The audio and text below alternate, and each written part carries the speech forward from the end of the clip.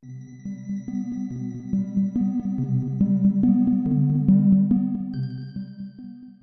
помню когда, но вероятнее всего еще в дошкольном возрасте. Я не знал, что такое Steam. Вот лох. А потом узнал. Затем, через какое-то время, у меня сломался компьютер. Капец ты лох. И я пересел на то бревно, что у меня и по сей день. Но самое главное, что я считал, что Steam не потянет на этом бревне. Но вскоре оказалось, что это не так, и я запустил.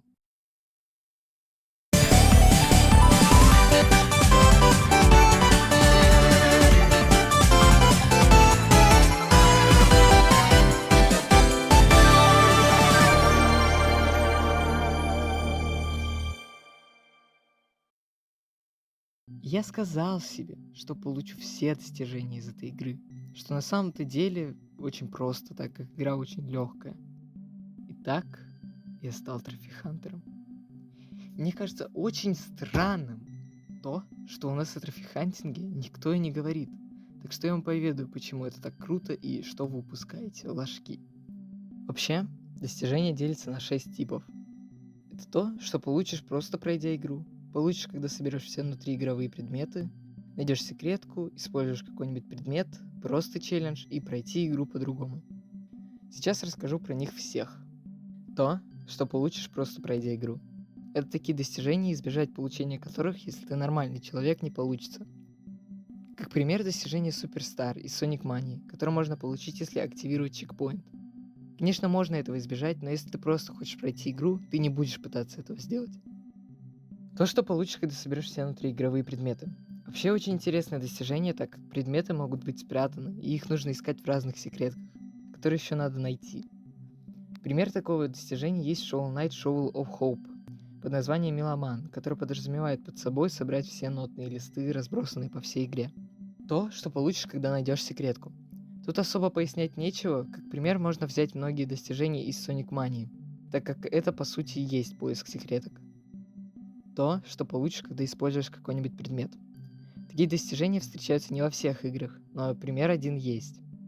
Это достижение Star Power из Terraria, которое подразумевает собой воспользоваться кристаллом маны в первый раз. Просто челлендж. Это чаще всего что-то вроде пройти уровень без потери жизни или пауэрапов. Ну или что-то еще связанное с механиками игры. Как пример возьму опять Sonic Mania и достижение Professional Hedgehog, для получения которого нужно пройти этап Титаник Монары без потери колец.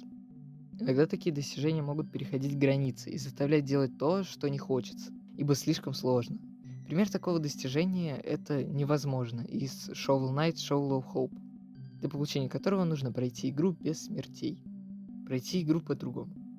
На самом деле это увлекательно, но иногда это может переходить границы, как предыдущий тип достижений. Отличный пример этого достижения это невозможно из Shovel Knight Shovel of Hope. Если быть честным, то такие достижения очень раздражают, ибо вот просто хочешь ты получить все достижения, но тебе нужно прям напрягаться и заучивать каждый уголок игры ради этого, что очень мешает и не дает получить все достижения. Но из этого вытекает вопрос. Так зачем же вообще собирать все эти достижения? Во-первых, это очень увлекательно.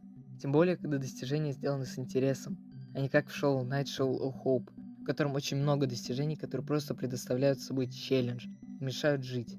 Во-вторых, можно увидеть весь контент, заготовленный разработчиком, собрать все предметы, которые могут открыть даже другие концовки.